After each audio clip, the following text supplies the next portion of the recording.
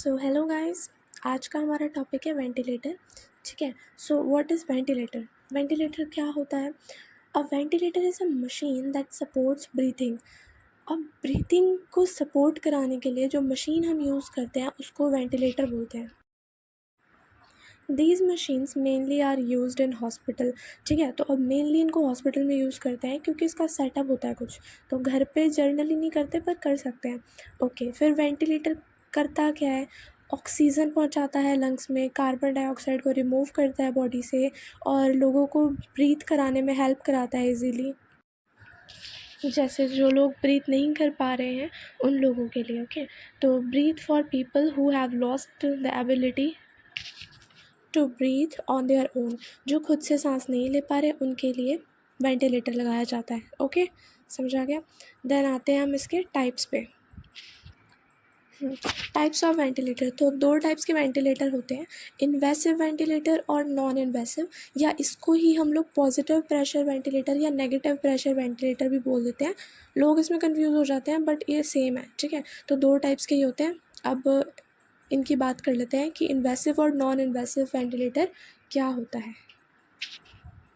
ठीक है, तो फर्स्ट है नॉन इन्वेसिव वेंटिलेटर।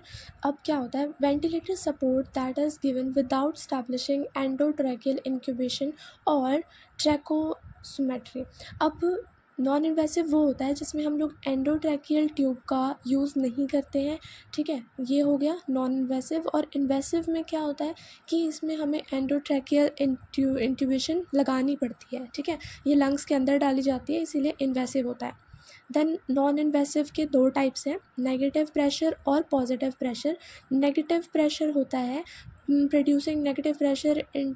अब क्या होता है? नेगेटिव प्रेशर वो होता है जिसमें हम लोग बाहर से प्रेशर डालते हैं लंग्स पे और जब अंदर का प्रेशर कम हो जाता है तब हम ब्रीथ कर पाते हैं, तो वो होता है नेगेटिव प्रेशर।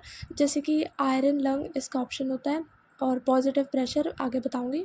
ओके, तो नेगेटिव प्रेशर जो मैंने अभी समझाया, इसमें एक इलोंगेटेड टैंक होता है which encases the patient up to the neck.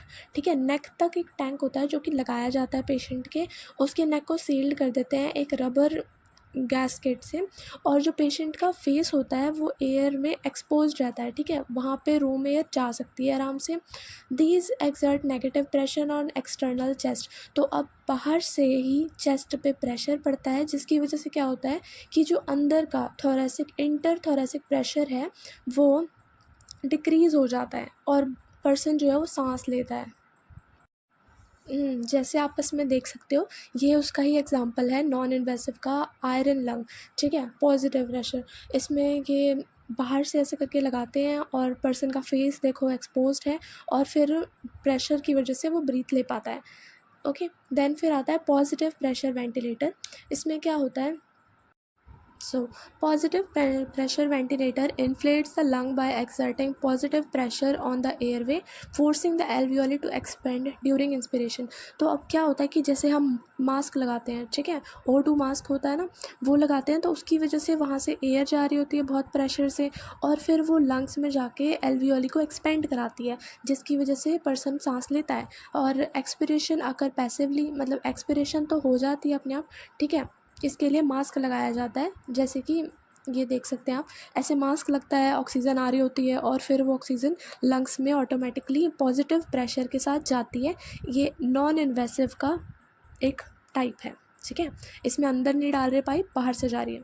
Then आता है इन्वेसिव वेंटिलेशन, यानी कि अब पाइप को अंदर डाला जाएगा, तो वो हो गया इन्वेसिव। अब इसको पढ़ते हैं। Invasive mechanical ventilation is implemented once a cuffed tube is inserted into the trachea to allow condition gas. ठीक है, तो अब क्या होता है कि एक जो ट्यूब है, कफ्ड ट्यूब होती है, वो इंसर्ट की जाती है ट्रैकिया के अंदर और वो वहाँ पे गैस को लेके जाती है। जो गैस कैसी होती है? वार्म होती है, ऑक्सीजनेटेड होती है और ह्यूमिडिफाइड होती है।